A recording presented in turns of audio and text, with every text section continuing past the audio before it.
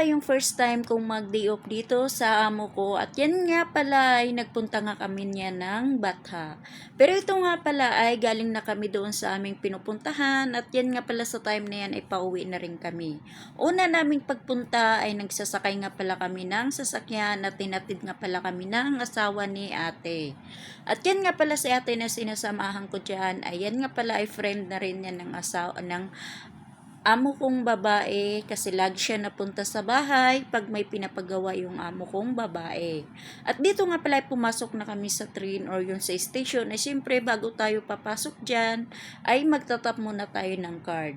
Ayan nga pala, bali nga pala yung pagtap ko dyan ay nag-i-error kasi nga naabutan ko pa yung kay ate na nag-tap siya na hindi pa nag-okay. At yan naman ay sa bandang huli nakapasok na rin.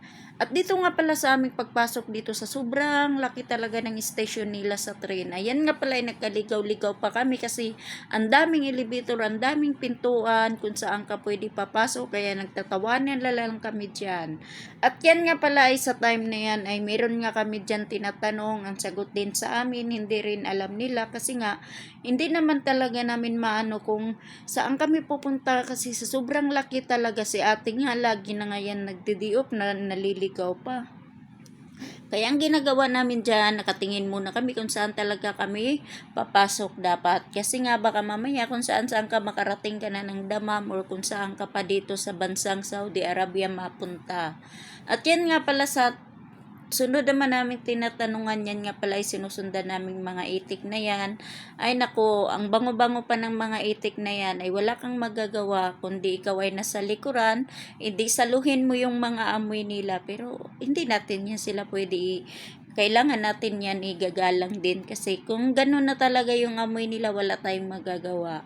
At yan naman ay nagtatanong rin kami dyan ulit. Ayan nga palang sagot din sa amin. Hindi rin nila alam kasi nga first time lang din nila.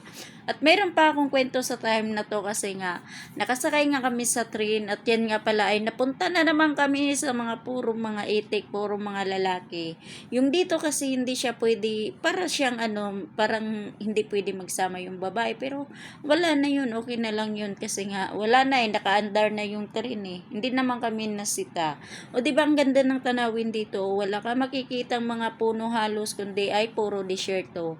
Ang ganda ng nila dito kasi nga puro kasada pero nagbabanggaan pa rin yung mga sasakyan kahit ang daming daanan.